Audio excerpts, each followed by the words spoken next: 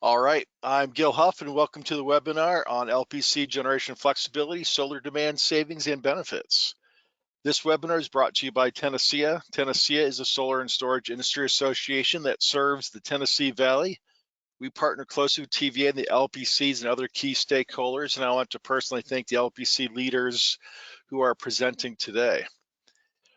If you are in the industry, we invite you to become a member. We invite everyone on this call to join us this fall at the Tennessee Valley Solar Plus Storage Conference on November 20th and 21st in Huntsville, Alabama. We will have a lot more on the Flex program at the conference. We are a 501c6 business association, and so I'm going to quickly read our antitrust statement. As a trade association of competitors, Tennesseea must comply with and be mindful of antitrust laws. It is important that competitively sensitive matters are not discussed on this call, including product prices or costs, sales terms or conditions, production levels, sales territories, marketing plans, industry forecasts, or bid terms. If any such topic is raised, I will stop the conversation if necessarily end the call. For more information, please contact Keith Gordon, our legal counsel. Please note for the record that the antitrust warning has been given. The webinar is being recorded, and a copy of the recording will go out to everyone within 24 hours. That's including if you attended or if you missed the webinar, and so everybody will have a chance to watch it. Feel free to share it with others that were not able to attend but might be interested in the content. Please type any questions into the question box, and we will read them out to the panel at the end of the presentations.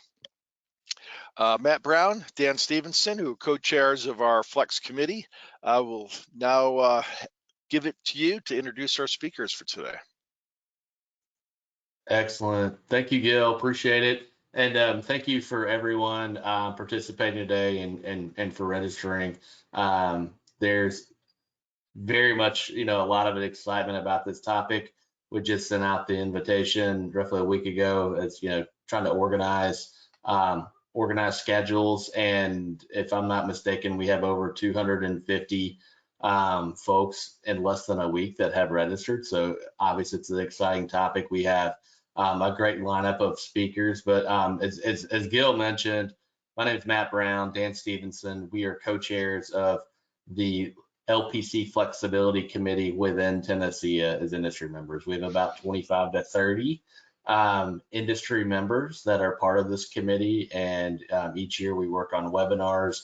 And really our goal here and the goal of this committee is to educate all stakeholders, whether that's you're an industry member, you're a local power company, your utility, your TVA, you're a government or policy stakeholder in some form or fashion. So we want to educate and then help inform policy.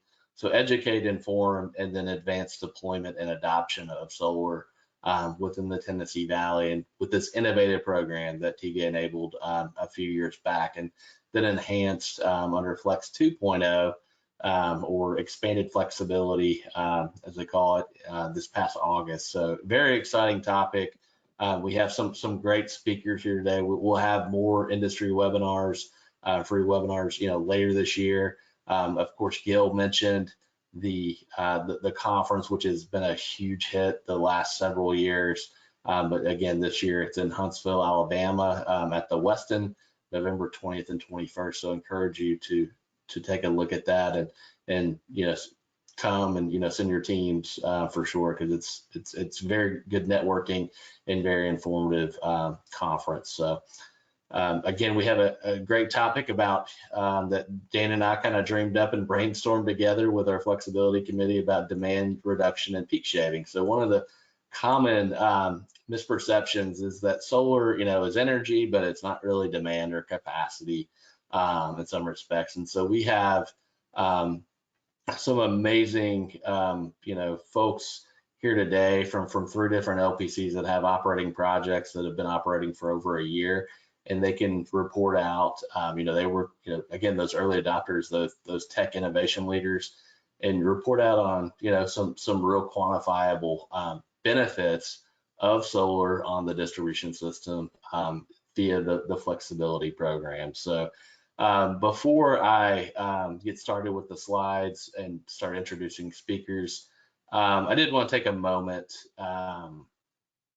to recognize Greeneville Energy Authority's leader who we lost just on April 4th, Chuck Boland, who's president and CEO, who tragically passed away earlier this month. I know from all of us in the industry and all the local power companies and everyone, our thoughts and prayers and everyone on this call goes out to, personally his family, but the GEA team, Greeneville Energy Authority, and that whole community. And I know they're have just announced, they're going to be going to look for an interim CEO to fulfill his spot. But those are big shoes to fill. But again, just our thoughts and prayers are with the GEA and all the staff and team there. So did want to mention that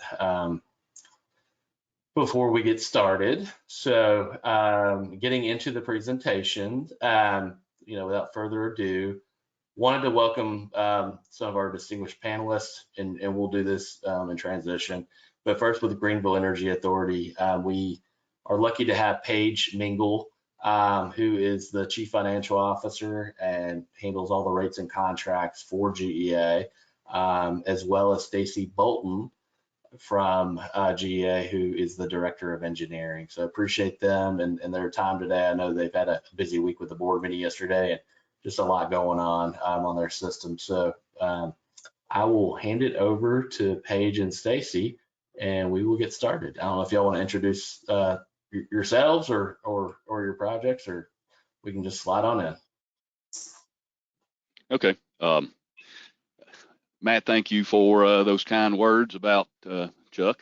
Obviously, he would have been here this morning doing this presentation, so we are trying to fill some big shoes here.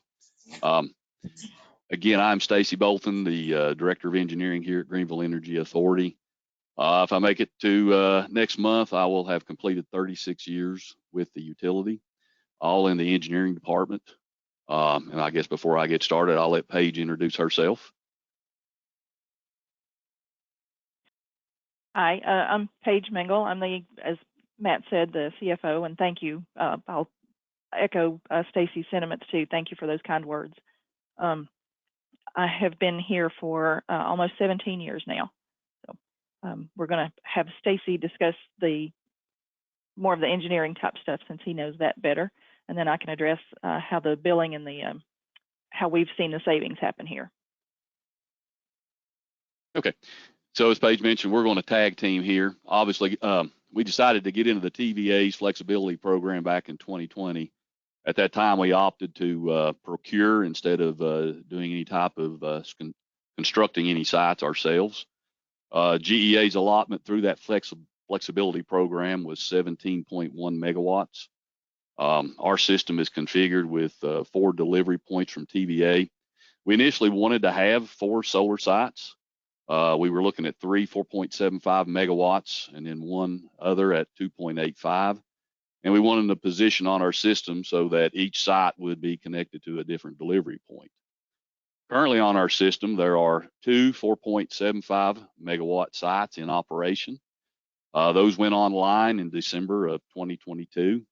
There is a third site, a 4.25 megawatt, that is expected to come online at the end of this year or the first of 2025. Obviously, this was a new venture for us as far as trying to integrate this into our system.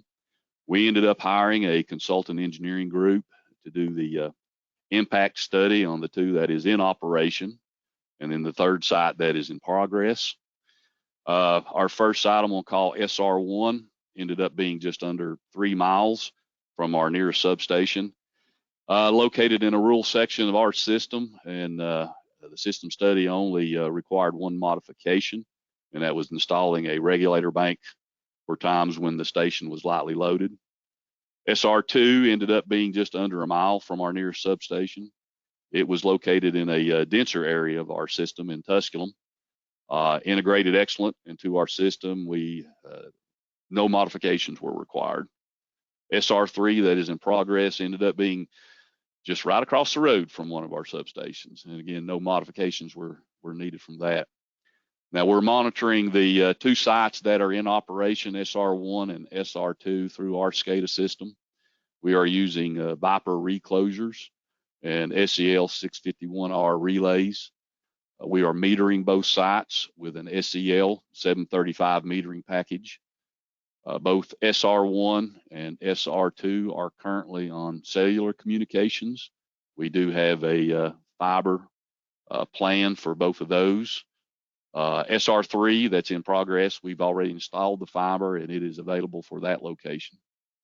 With the 2 4.75 megawatt sites that are in operation and the third 4.25 in progress, that leaves a balance of our flexibility option at roughly at 3.35. At this time, we are not sure how are we going to deal with this. In March of this year, the Greene County Commission passed a resolution limiting new utility scale solar farms in Greene County to brownfields that are zoned M2. Previous regulations allowed solar farms as a special use in A1 zoned areas. Obviously, due to the lack of the properties that are meeting this criteria, our only options for the remaining balances within areas not controlled by the Greene County Planning Commission or taking advantage of TVA's flexibility 2.0 option. Initially, our assessment related to the savings with this flexibility option was, I'm going to say, conservative. It was initially projected a yearly savings of around $650,000 if all 17.1 megawatts was utilized. The biggest unknown factor was the impact on demand. And Matt's got that first slide up there. So this was presented to our board of directors earlier this year. This shows the savings that we realized during 2023 with just the 2 4.75 megawatt sites in operation. I guess the biggest thing that you want to look at here is the last column, which is the impact on demand, which was significant during the summer and the early fall months. Obviously, the total savings for 2023 exceeded our projections for just 9.5 megawatts of our 17.1 megawatt flexibility option. I guess everybody's had a chance to look at that. Matt, if you want to go to the next slide. Obviously, this is just really shows the savings that were achieved comparing the energy and demand. And obviously, we've benefited most from the savings on demand. So I guess, Paige, I'll tag you in here, and that way you can explain how these numbers were achieved. Okay, thank you. Yeah, as Stacy said, we did anticipate the savings from the kilowatt hour savings because of that is a quantifiable projection that we could make based on what we expected to receive in energy, and then just the difference in the cost between Silicon Ranch and TVA. What we weren't able to anticipate was how much that would save us in demand, because we didn't know how much would be generated on that during those particular times. And obviously, you can tell by the charts that the biggest savings come during the summer, because that's when the peak demand is highest, when the solar generation is the highest, just because of the heat. So we were very pleasantly surprised to see that. In order to gauge those demand savings, what we do is take the hourly data that we pull from the solar meters and then compare it to our TVA power billing summary report, and then match up when we were on TVA's peak, see how much was generated by the 2 solar generations, and calculate what was saved that we did not have to go out to TVA for. As far as the mechanics of that, we do have a meter on each site where we meter the usage for their equipment that they need. We send them a bill, and then they send us a bill for what was generated and that we're buying from them.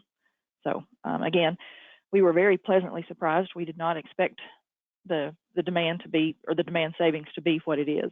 So we definitely think it's a good thing, and we look forward to getting a third site on our system. Thank you, Paige and Stacy. That is, you know, a picture's worth 1,000 words, but you know, again, it's one of those common misperceptions, you know, in the industry, I guess, you know, nationally for sure, that you know, solar doesn't help with demand, but it looks like, you know, especially for 7 months, it was very material, and there's still some clipping, you know, in some of those, you know, February, March months. You know, it looks like a good 8, 9, 10 months out of the year. And going back to the previous slide, I just did this on my calculator and my phone, so I might not have the math right, but in 2023, it looks like if you divide the, you know, 490 divided by the 761, the demand savings appear to be what, 65%, almost 2/3 of your actual benefit. Does that sound right? Am I doing the math right there? Yes, it is. And of course, part of that is because with TVA pricing, their demand cost is higher in the summertime as well, because that's when they peak. So, you know, that's when we receive the biggest advantage from the solar generation, because, you know, for two reasons: the higher generation and then the higher demand costs that we are saving. Right. That's a compelling message. Appreciate that. Dan, I didn't know, because I'm unable to see. I didn't know if we had any questions for GEA that were immediate, or if we just want to hold those till the end in the chat.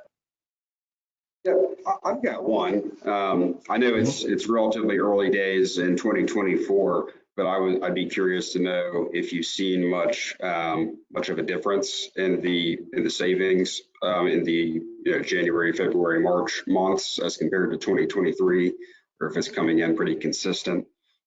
Just anything you can share on that. It is pretty consistent, yes. Because of the timing of the peak in our winter, it's typically just before daylight in the wintertime, when everybody gets up to go to work, they turn on everything. And so the demand actually ramps up there before the sun comes out and the solar starts to generate. So we don't see nearly as much demand savings in the winter, but of course the savings per kilowatt hour is still there. So yes, it's pretty consistent with what we saw in 2023 as well. Great, thanks. Yeah, Matt, no other questions to this point. Good deal. It looks like some of those shoulder months, the April, May, October is not doing too bad either, right? I think in TVA rate structure, it's what, June to September is quote unquote summer. Is that right, Paige? Yeah. So yes, looks like some of the shoulder months, you know, there's some good demand benefits. Definitely. Awesome. Stacy, Paige, anything else y'all want to mention, or we will? You know, I guess maybe a funny story associated with this, when this first came on in December of 2022. If everybody obviously through the valley knows what happened during Christmas, or right before Christmas that year, and of course these two sites were online. The way we have it set up, if we lose AC, that the Viper that is at these sites will open up. Obviously, when we compiled our ELCP manual, these the two circuits serving these were. Hey, Stacy, can I just pause this for the broader audience? ELC, you're talking about emergency load control, the TVA. Yes. Thank you. Yes. Yes. And obviously, when we went through the rotating blackouts, we inadvertently tripped these off and didn't realize what we had done for after a while. And you know, obviously, we took them out of the rotation once we realized that. So hurt ourselves in that scenario. So just a funny little story to share with you. And going forward, will you be able to use solar in that kind of event? Use flexibility on your system as part of your ELC? You know, I don't know for sure on that. I know that we have had discussions on that. Obviously, that would be something someone else may have some insight on that, but I know we have internal discussions on that. Okay. Well, awesome presentation. Thank you both so much spend some time again. I know it's a busy and stressful time for you all, and y'all have had a lot going on this week for sure, but and recently. But thank you for this presentation. This is spot on, I think, with with the membership and the audience need to hear. But we'll, if y'all don't mind, if you can hold on to the end, because we may have some more participant questions. So, but thank you very much. Thank you.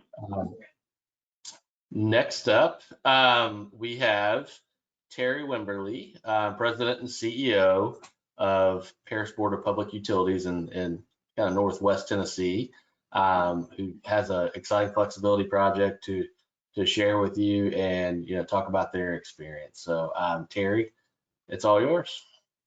Thank you, Matt. Appreciate it. Thanks for the opportunity to talk about solar. Over the last couple of years, it's become one of our favorite topics around here. I tell folks that we get to talk about things that we never thought we would be talking about. This topic is one of them.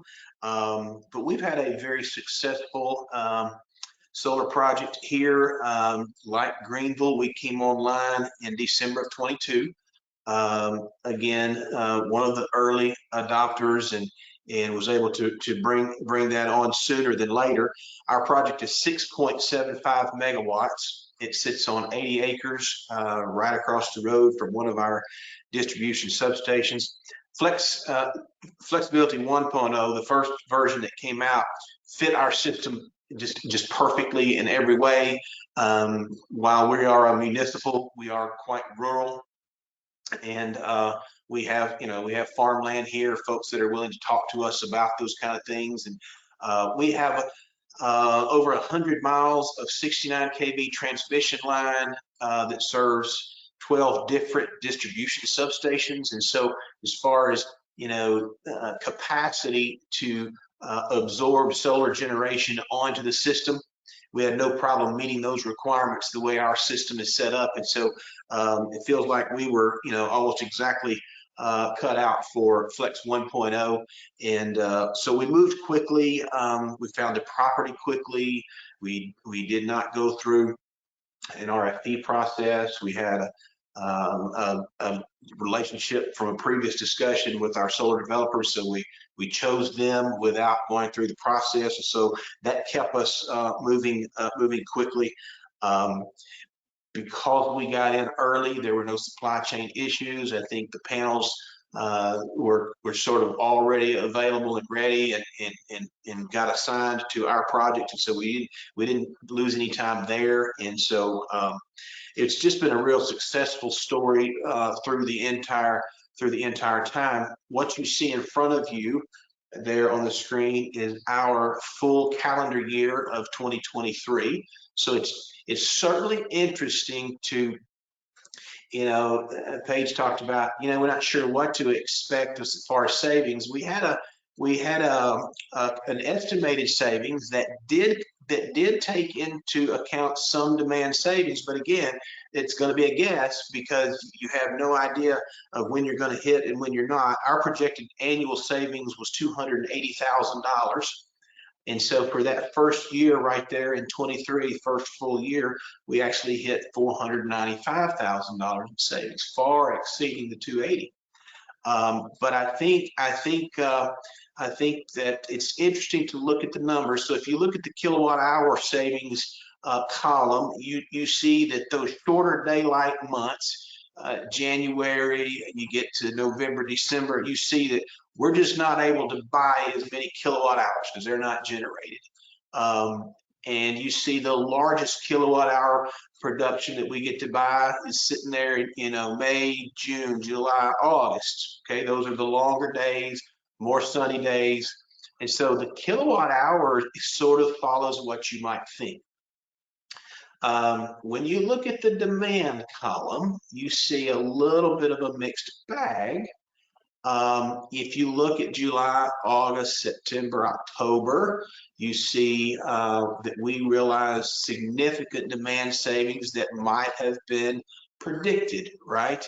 Again, so when we saw our projected savings, Our consultant said, you know what, you may have an advantage over some other utilities because we tend to peak an hour later in the mornings than most, and we hit a peak an hour earlier in the afternoons. It's just the shape of our community's load. And so Paige talked about peaking before daylight. Well, we usually peak between 7 and 8 a.m. in the mornings on those winter times. And so I guess maybe the two most interesting numbers on this chart are the demand savings for February and March. You can see that out of our 6.75 megawatts, we were hitting over 4 megawatts on that February morning between 7 and 8 a.m. and realized significant demand savings. We were hitting over 5 megawatts of generation of our 6.75 before 8 a.m. on that March morning of 2023 when we peaked. And so we realized very large savings in those 2 months.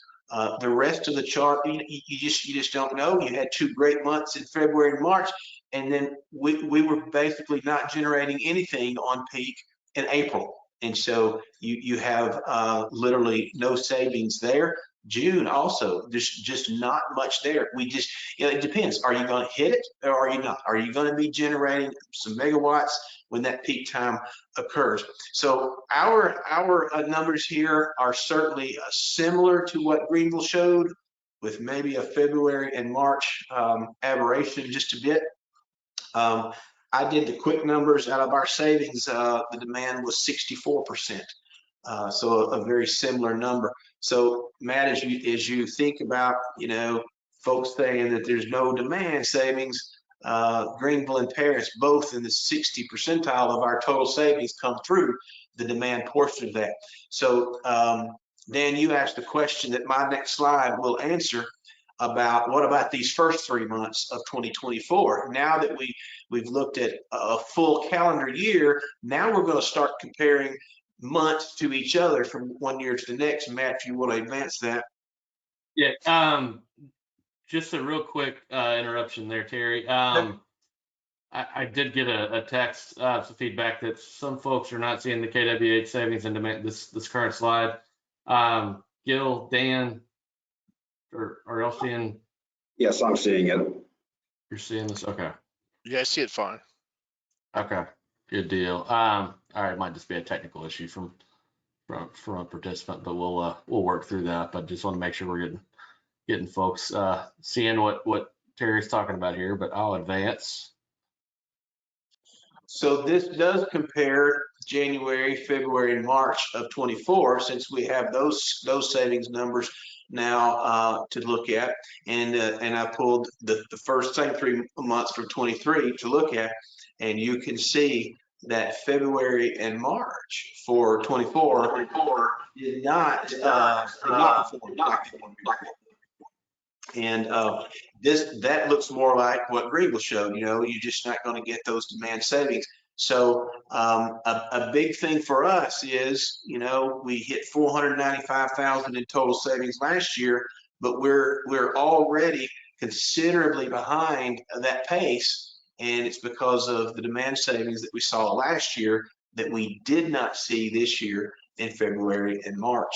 And so we might be more, of course, we're a quarter of the way through the year, we may be more in line with our projected savings of 280 this time around, depending on how things go throughout the rest of the year. But it's going to be interesting to be able now to look at each month and compare, what did that month look like last year, now that we've got the data. So I did want to share that. I think the big thing there is how differently February and March performed on the demand side.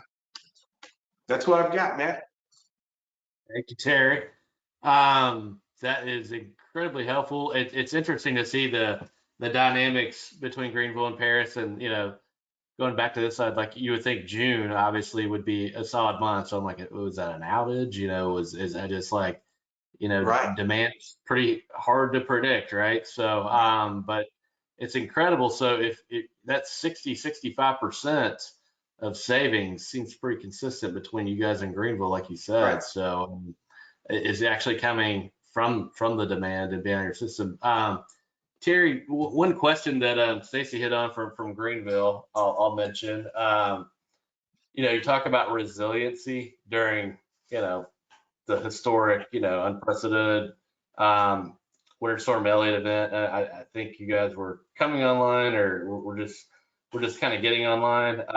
But that being said, anything, with outages, anything, you can comment on there that having solar on your system, keeping lights on or anything like that? Any stories?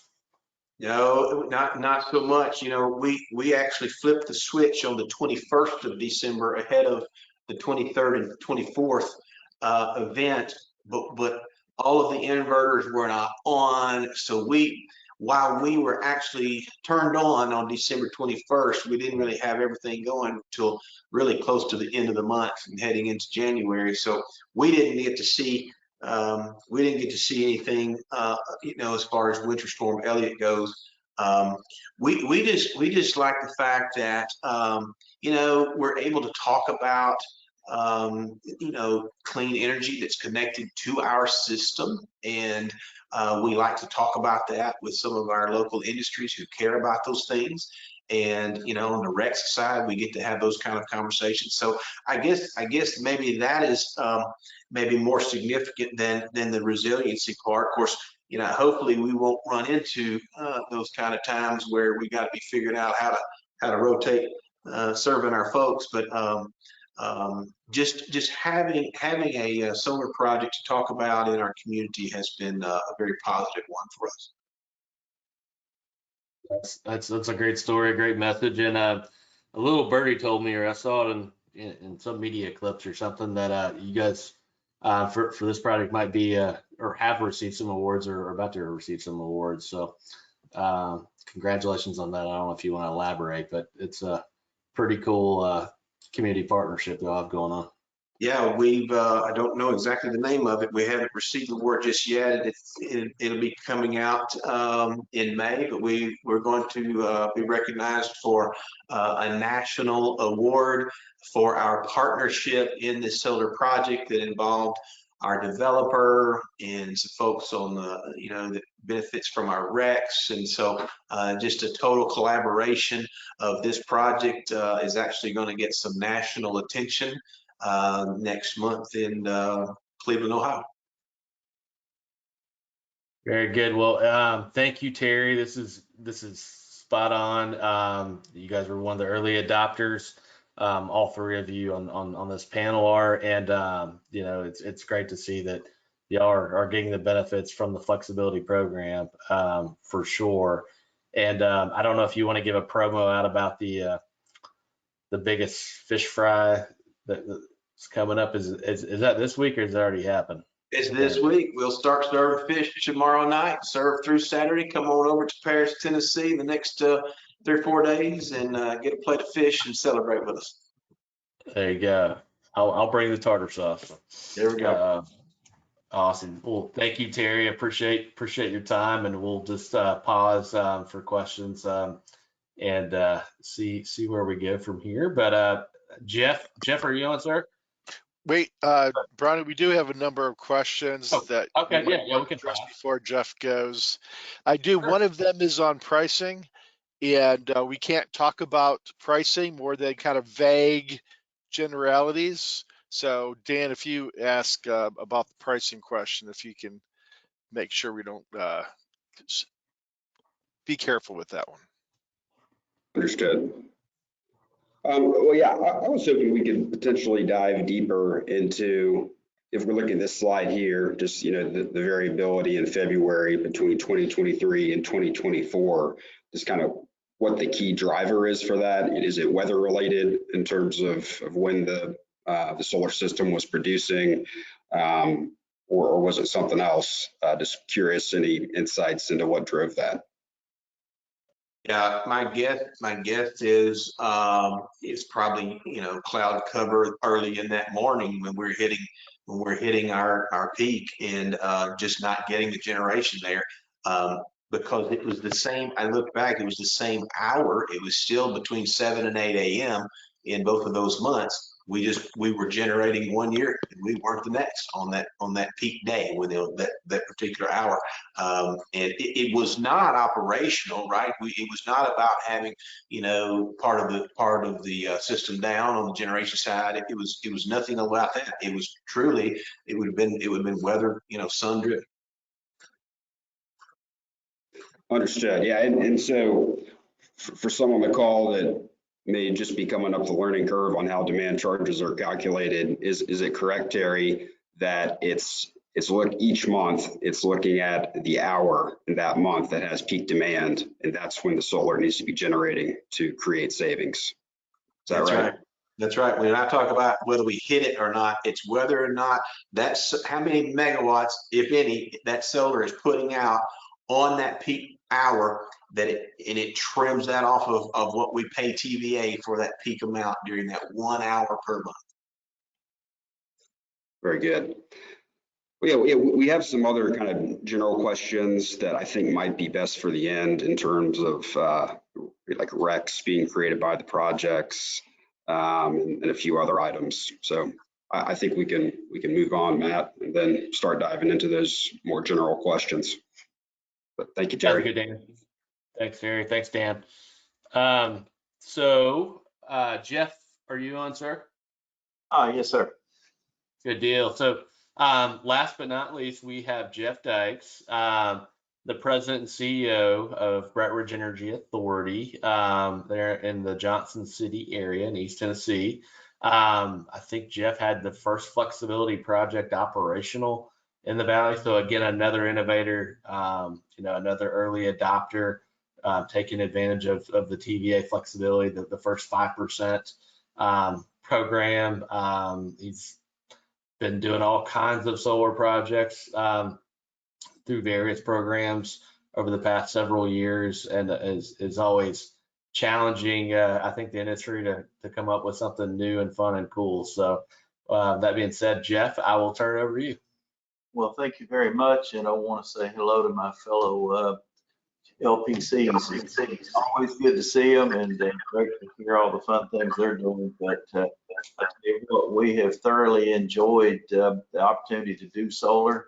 Our board has been very, I will say, forward thinking when we talked to them about doing solar. When we originally did the first DSS program with TVA that put 5 megawatts on our system that's being sold to TVA by the developer, we're able to do a community solar within our system at that point for our customers in working with the developer, which was well received by the community. And we have a waiting list if someone drops off to join in and participate, because it's been such a positive forum from that side. Then our first solar project that we are purchasing directly from the developer under the flexibility, the initial flexibility, was a 9 megawatt site that's called the Martin Solar Farm. And I will just give you a history of the Martin Solar Farm. Is referred to, Mr. Martin was the longest serving board member on the BrightRidge Johnson City Power Board. He was on here for 32 years, passed away. And when the land that it's built on is some of the acreage, he was one of the largest landowners in Washington County, and the farm was actually built on land that was his. And so I think he would be very proud of it, for the impact it is for the community, and also the impact it is for our BrightRidge here. So just give you some of the highlights of that one. I don't have a breakdown on the month, but I can tell you that our monthly would, the curve would be almost identical to Greeneville, because we are side by side here. So, as far as the sun and the impact through winter to summer is very same. But what I would show you here is the initial farm we have is a 9 megawatt site. And, roughly, if you looked at homes, that's 1,200 homes annually a year. And the numbers I'm showing you are basing it upon the solar panels is basically a 0.05% reduction each year of generation capacity. I think that's somewhere in the nature of 0.03 to 0.05 in the industry to do that. So, I know long term, we really don't know, don't have a great history on those panels. So I don't see that the reduction based on what we're seeing each year right now is going down. So I don't see we're seeing that 0.05. So I think our savings may be even greater. But just to give you an idea, on our first year savings, impact to our system was $649,000 off of this 9 megawatt system that went in service December of 21, mid-December. So, you know, it was an exciting time, but, you know, who would have ever, if you're going to put a solar farm online, you put it online in the winter, right? So that you can get max out of it. But I say that jokingly because really you're getting it out there, you're getting everything tested to where by spring and summer, when you really are looking at that heavy generation, you know, everything's taken care of and it's in great shape, and it certainly has proved that. But out of that 649,000 that first year, 338,000 of that were directly demand related savings. So over half for that year was demand reduction savings for us. So that was very impressive. We also were able to, because of that from the community, reached out to the school systems. Washington County Schools took us up on it immediately and worked with them on some solar education in the schools.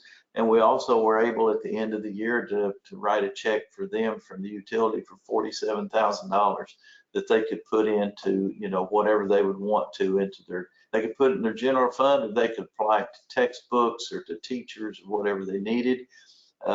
Just the second year of the system being online, we saw a $690,000 savings this past year. And again, over 50% of that was directly related to demand savings. You know, over 340 some thousand was pure demand. And I would say, just like Greeneville, I looked at July the 23rd of the first year, and the savings that month on energy was $36,000, but our savings on demand was $105,000. So, you know, we're seeing upwards in the June, July, August, the high generation months, up to 70% of it is demand savings for us because of where our peaks hit here in the Northeast in the summertime. So that's a significant savings. One I will say is Terry and Paige and them said was, we didn't expect to see the demand be that significant, but it's a pleasant surprise. You know, and just in that second year, we were able to get with Washington County Schools again. It was a $76,000, almost $77,000 check to them. So we're giving back through solar. We're giving back to our schools and for the students.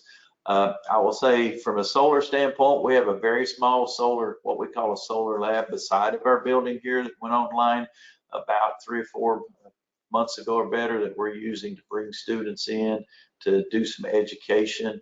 It supplies our building here, so it has an impact for us here on our electric use. But right now, if you go out there, you'll see 15 sheep wandering around inside of that solar farm, which is amazing. People drive by and they're just stunned that you see these sheep wandering around a solar farm. So it's very impressive. And if you go to the large Martin farm, when they offload those sheep tractor trailer out there, I will say, Matt, you'll see sheep running. They get so excited. They've got a new field of grass to eat. So, but it's an amazing thing from the standpoint of the utility and the impact and the savings. I'll show you here on this Martin Solar Farm that you know, the projected savings over 30 years we have a 30-year contract, is over almost $25 million in savings. And when we look at the peak demand being throughout the year being 50 to 55% or better, so probably 12 to 13 million of that is demand savings that will be brought back to our customers. And I think that's the key thing. Those are savings to our customers, and impact to not only the utilities bottom line, but that bottom line impacts our customers on a daily basis. These numbers that I'm showing you here are projected, but they're not taking into account any future rate increases that we might see from our supplier through TVA. So those savings numbers, because those contracts we have are fixed, those savings should only increase through the years. So when we're showing almost 25 million in savings, anytime there's a rate increase, and we haven't reflected this in any of the numbers that we're showing here, anytime that happens, then those savings just amplify for us. And I think that's such a positive to our customers to for our board to be forward thinking on what we can lock in and put in place now that has long-term savings for our customers that can only continue to go up based on, rising cost elsewhere. So if you could hit the next slide, I will tell you the upcoming solar farm that doesn't have a name yet. I think it's supposed to be, hopefully be online in 2025. But again, it's actually more kilowatt hours than I'm showing there, but it's roughly about 1,600 homes annually that would directly serve and supply. And that's based on a 1,300 kilowatt hour average home. So again, the first year savings we're estimating right now on this solar farm will be in the $883,000, almost $884,000 a year of savings. Again, based on the load and the curve that you saw in some of the others, that demand savings will be probably 50 to 55% of that for the yearly basis. This is a 35-year contract. We're projecting over 28 million in savings. And again, that's not assuming any increases in cost from our other supplier, from our main supplier from TVA. So any increases there will only accentuate the numbers there that will go up much higher. And so for the long term, I fully expect that 28 million to exceed 30 or better. So especially over a 35-year contract. So again, when you ask why do we do solar, one, the community is interested in it. Industries are interested in it. A lot of them have corporate directives that say we want a certain percentage of our, our energy to be renewable energy. We take the renewable energy credits on this, much as the other folks on this presentation do, and we take those RECs and we use them for economic development.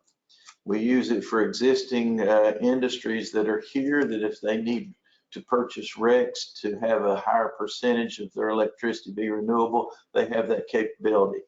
We also take those RECs and we encourage our economic development folks to use that as an incentive to bring folks here. If that's something that's important to them, then we can supply that to them. And so that's a direct, another impact on our community that helps not only bring jobs to the community, but brings the type of jobs that the community is looking for. We've worked with the schools as this community impact talks here. We're doing STEM programs with them. With our developer of these sites is working to bring training sessions and stuff to those classrooms. And again, that's one of the reasons we built the small solar lab beside of us here, is to allow students to come, walk around, learn more about it. We're working with the high schools, the elementary schools. We also are working with the 2 universities who are using this as a training lab for their students. So, and when you look at the neighbors, I mean, it's very quiet, it's very clean. It's and as studies shown, it has, often can have a positive impact to the area and to the land. Certainly, as we've seen, it has had a negative impact when you look at the studies that have been done. And one of the things that communities like is they don't attract high volumes of traffic. So you don't see a lot of increased traffic flow and requirements there, which doesn't put a strain on maybe your local community to build additional infrastructure when these go in. And so it's been very positive. And I will say the initial Martin Solar Farm, we were in a broadband rollout. We're building broadband, and this allowed us to, because we wanted to have fiber down to the solar farm and allow the developer to have information, allow us to have information that we could share on our websites. Because it required that broadband to go down there, it also, we developed that area for high-speed internet broadband much earlier than we would have. So the entire community that lives right around it also now has high-speed broadband in a very rural area of our system. And we look at our, the future one that we'll be building and certainly be a 12 megawatt.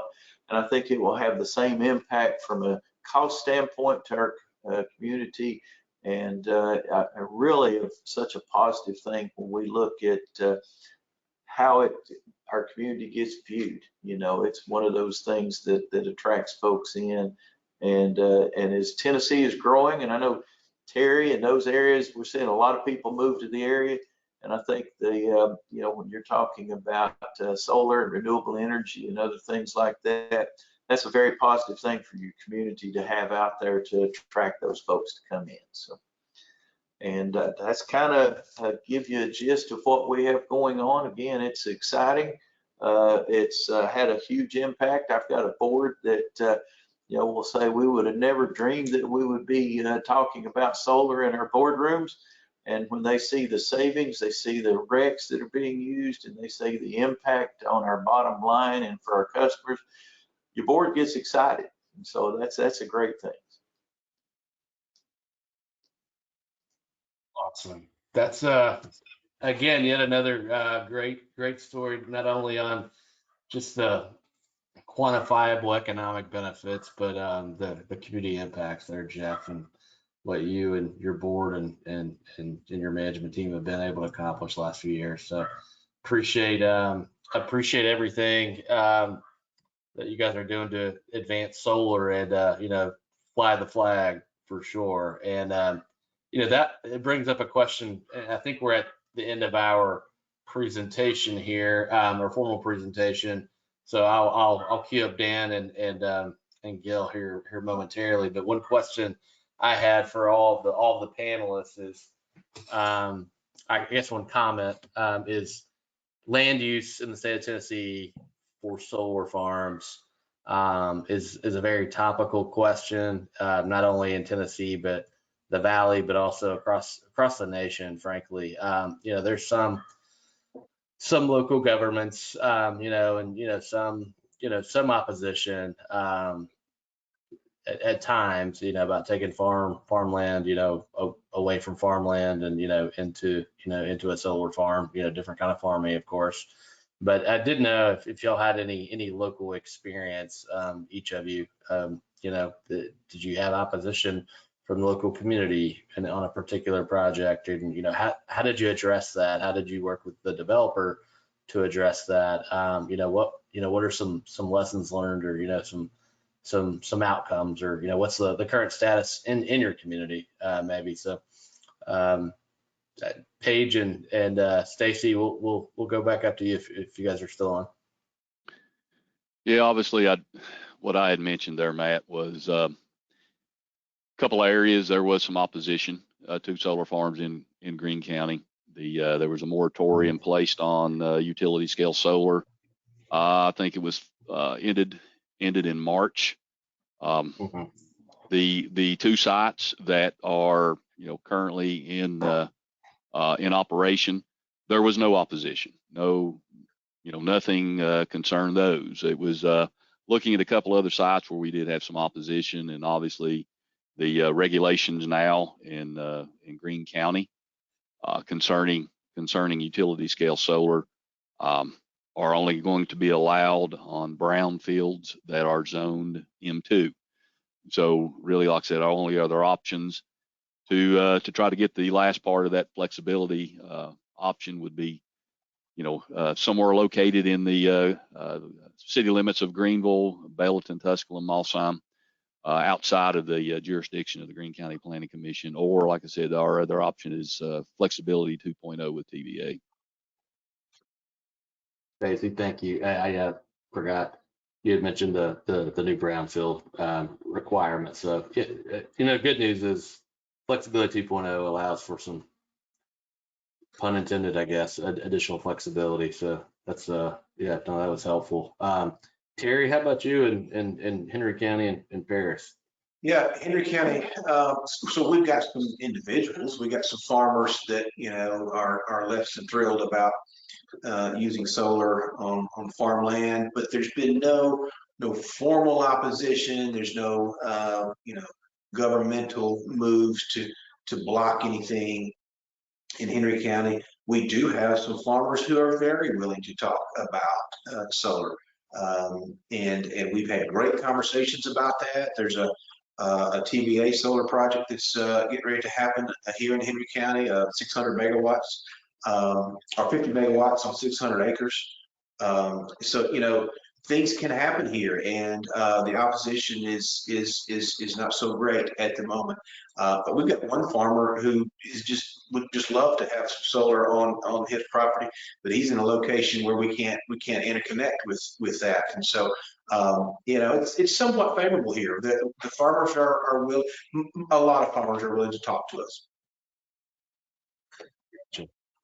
Very good. And Jeff. Well, I will tell you, like with anywhere, you know, anything that's new, and solar being very new, especially in the Northeast Tennessee area, you're going to have those that are excited about it, and you're going to have a few that are leery of it, not truly understanding how it works, and you know, concerns of everything from, you know, you hear the EMF and you name it. But a lot of times it's just getting an opportunity to sit and talk with those folks.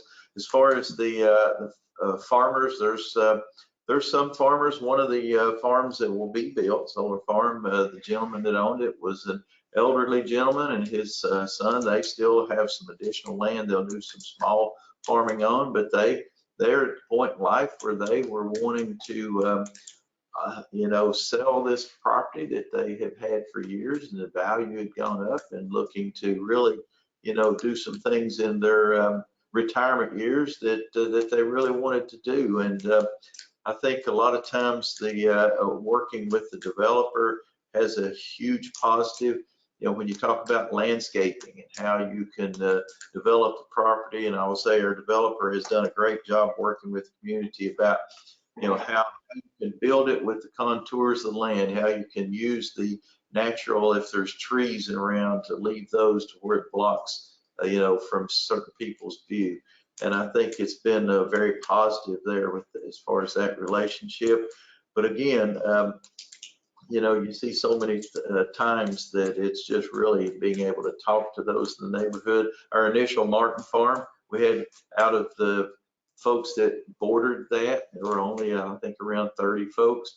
There were very few. I think there were only like 2 folks that were really, you know, speaking that they were concerned about it being there, but there were others that were excited about it coming. I can tell you, and I don't know what you're running into in Greeneville and out in Paris, Terry, but we're finding that some people are now saying, well, I'd rather have that solar farm sitting there than a 300 house development, because they like that peace and quiet of the solar farm, and not no traffic increase compared to the you know, having all these new neighbors, which is really strange when you hear someone say that, but it's a positive. They said, no, I'd much rather have that there than to stare out of my window and have all of these homes sitting there. So I think that's a transition we're running into because growth is happening so fast. But again, very, very supportive from our board standpoint. I think there's a lot of other factors that weigh sometimes that are outside of the solar itself. So it's been a very good thing for our community. We sell the idea of solar here as a better neighbor than chicken barns and hog barns. And because those are some common land uses here for farmland, so we sell solar as a much better neighbor. Yeah, well, and you know, when you think about it, you look at all these sheep that are grazing on these solar farms. We're still using it for farm purposes. Yeah. You know, yeah. We still have the sheep there have a very, very natural way of keeping the grass and everything down. And you know, I often look out there at those sheep and think, man, that's a whole lot nicer looking than me over there pushing a lawnmower trying to clean, you know, the grass in between that. And you know, kids love to come by when the folks stop by. They love to go up there and look at them. So thank you all.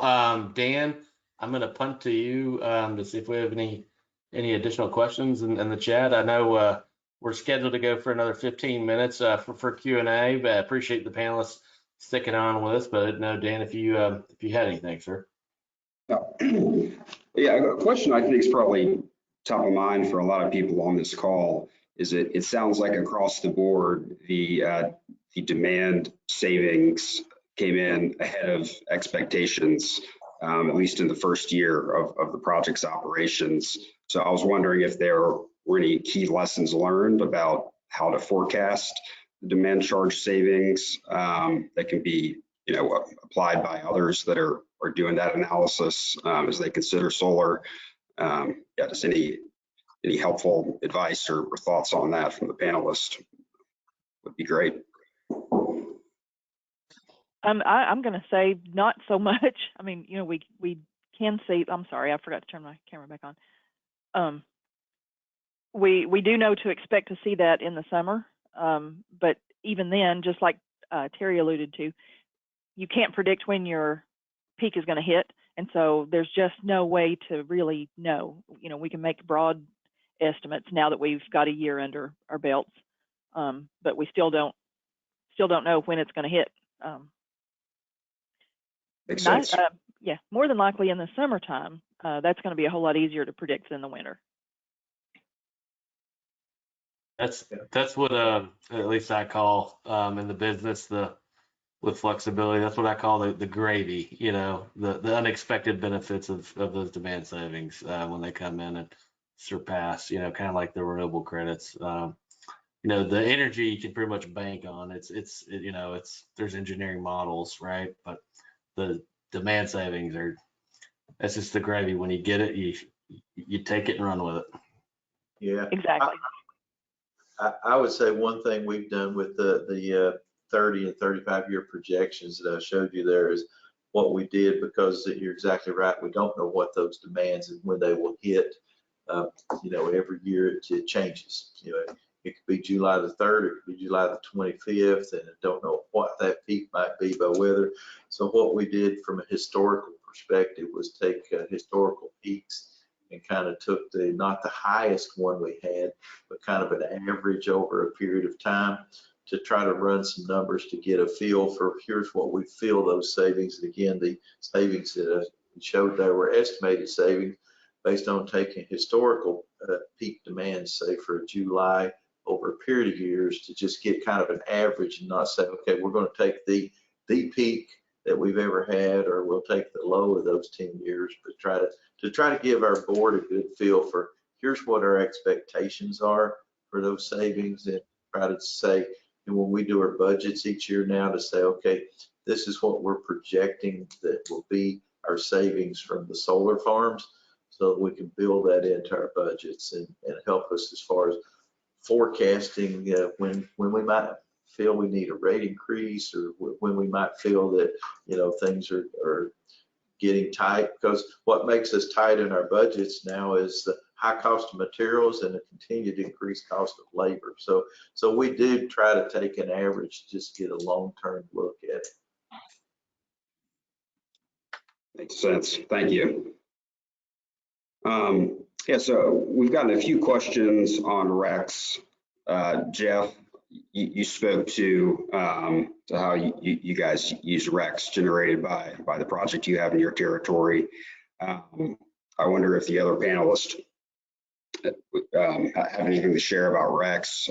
Are RECs retained by the utility as part of those offtake agreements, and for what purpose are those RECs used by you all? Unfortunately, I can't really add much to the discussion for that, since we're so new into it. That's one of the things that Chuck and I had started to dig into to see, what our hope was to be able to offer some of those RECs to our customers who are, trying to get into, they're getting pressures from corporate further away to try to reduce their carbon footprint. And so we were beginning that investigation to see what we could do to help them, but we haven't gotten that far into it yet.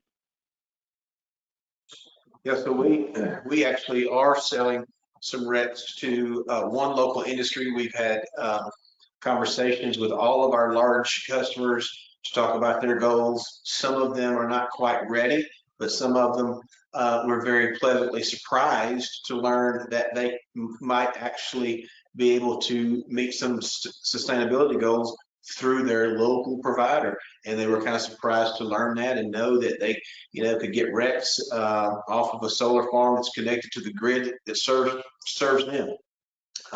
One industry, we are billing them monthly for not 100% of their kilowatt hours, but a percentage of them. So they took TVA's inherent carbon-free generation footprint and said, okay, we're already inherently this much carbon-free, but the rest of this generation, it comes from, you know, those generation assets that have a carbon footprint. That percentage of kilowatt hours, we want to cover those up every month, and so we build them a premium on those kilowatt hours every month for that percentage of their usage. And so that was their strategy and how they wanted to go about it.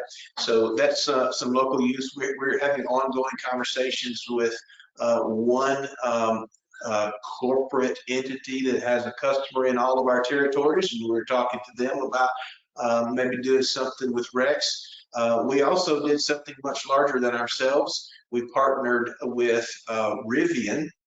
Rivian is putting EV chargers in all of the state parks across the entire state of Tennessee.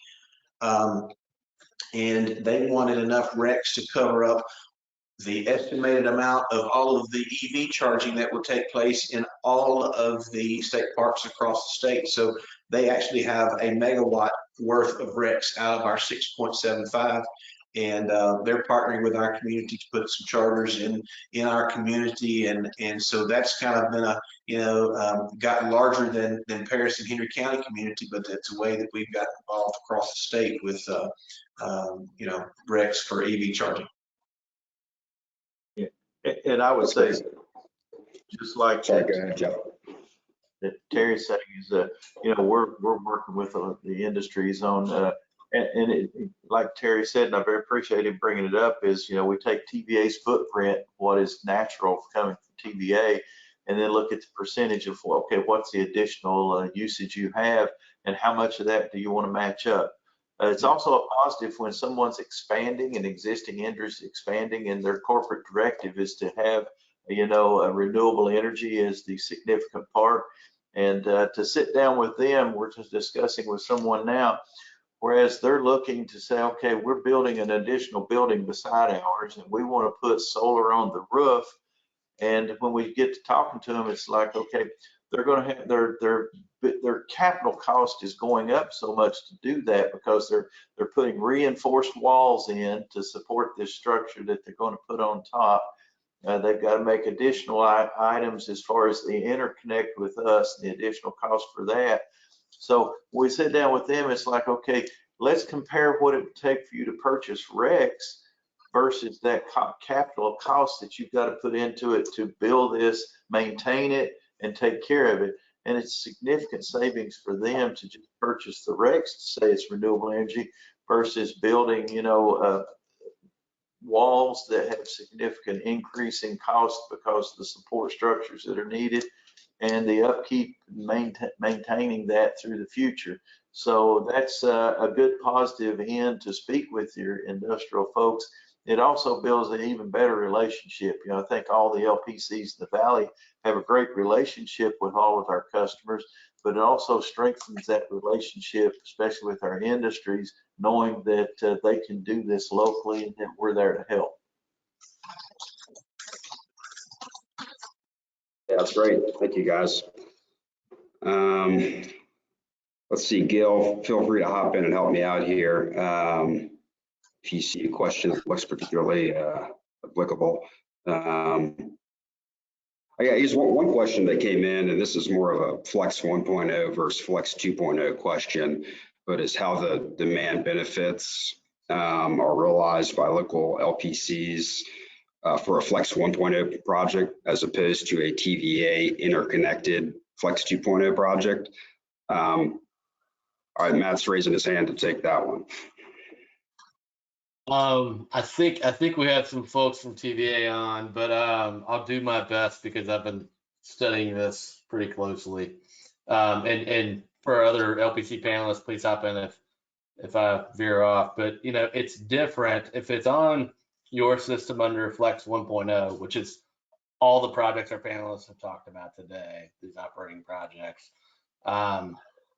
You realize that under wholesale delivery point bill, right? It's whatever the coincident, you know, peak demand is each month versus the energy sales from the developer versus what TVA would sell it to you at, right? So you realize it's just like energy efficiency on an LPC level, right? You realize those benefits.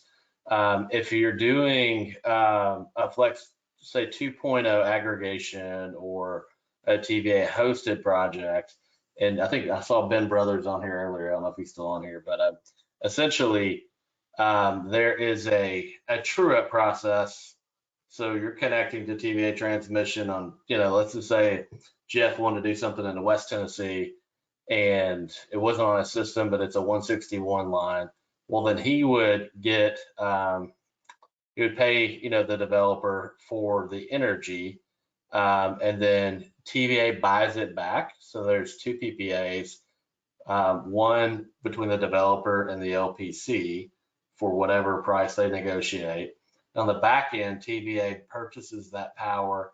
I think it's called a FOPA. I forget the flexibility option PPA, where they buy that back from the LPC. So they take the energy and the rights to that. But they did a calculation under the new program and under the new guidelines that essentially, and it was, and I've heard Jamie Bach say this, so I'm repeating what TVA said before. So if anyone from TVA wants to raise their hand and speak, please do. But essentially, it mimics just like Flex 1.0, and I've done the calculations myself, and they're very, very similar in terms of the overall benefit, whether it's on your system or whether it's not. They're within 1 to 2 percentage points of each other. So I think TVA actually did a really, really good job with the calculations. Those are obviously going to have to change over time with wholesale rate changes and market and fuel costs and all that good stuff. But they're very comparable. I don't know if that helps, but if anyone else has comments on that, but I thought Ben, can we unmute? Here we go. Hey Ben. Hey. I have you unmuted. You're the only TVA person I recognize, so I didn't know if you concur with that statement. Yeah, can you all hear me? Yeah, Yes. not exactly my areas of expertise, but Matt, that sounded very accurate. I can't say there's really too much difference. I think Flexibility 2.0 offers a number of variations there. I think, Matt, you were speaking specifically to a TVA interconnected site whereby the LPC could move to a flexibility option PPA on the front end and then sell the power back via PPA with TVA.